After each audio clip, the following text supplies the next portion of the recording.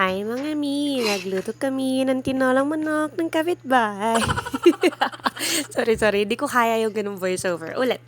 Hi guys! For today's video, magluluto tayo ng tinolang manok ng kapitbahay. Charot! Hindi po tayo magiging magnanakaw, magtatakaw lamang. So please keep watching at abangan nyo po yung taste reveal or food rating. At syempre, ang lagi po natin uunahin ay manghusga ng kapwa. Charot! Ang uunahin po natin lagi ay ang sibuyas bawang. So dito ako sa kawali nagluluto. Mas komportable para sa akin yan.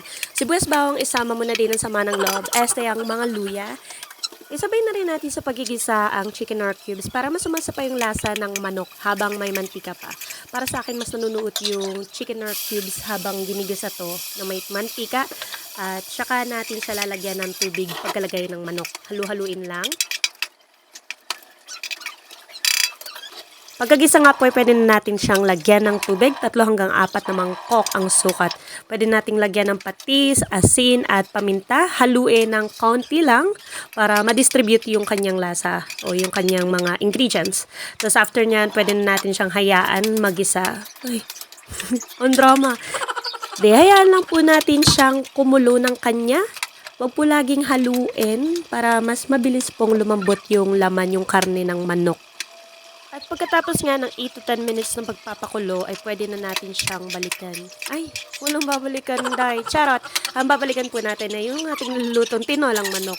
At habang kumukulo pa, ay pwede na rin natin siyang tikman. I-adjust hanggang sa magswak na sa ating panlasa.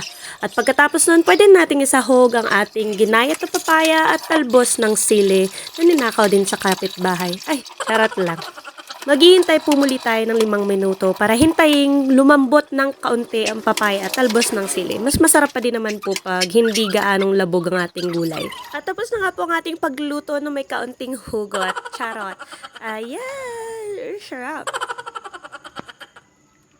Okay, it's time for taste reveal. Taste test. Makikirate po, Miss Heart. O, sige po.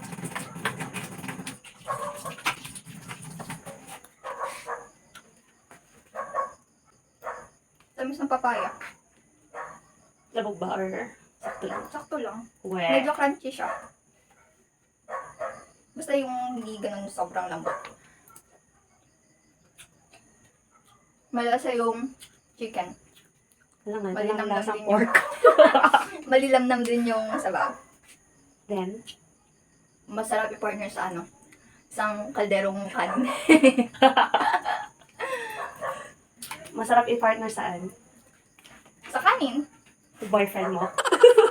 Nakapag mo bang boyfriend? I will not, Disclose the agreement. entertain that question. Ay, sorry na Miss Heart! Ang ganda naman niya. I-rate mo. 9 What's your over 10. rating? Ha? 9 over 10. Bakit? Bakit? Kailangan perfect. Asan yung 1? Asan yung 1? Di ko din alam. Sige, sa labas ka tutulog. Ano ko lang?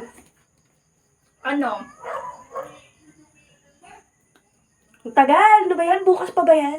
Siguro medyo naalat na. Putang. Legit ba? Oo. Okay lang yan. Kasi ano mo pa sa kanin. Ipapartner pa Sabagay. sa kanin. Yun. Okay lang yan para at least busog ka na. May kidney stone ka. Okay. Ito naman.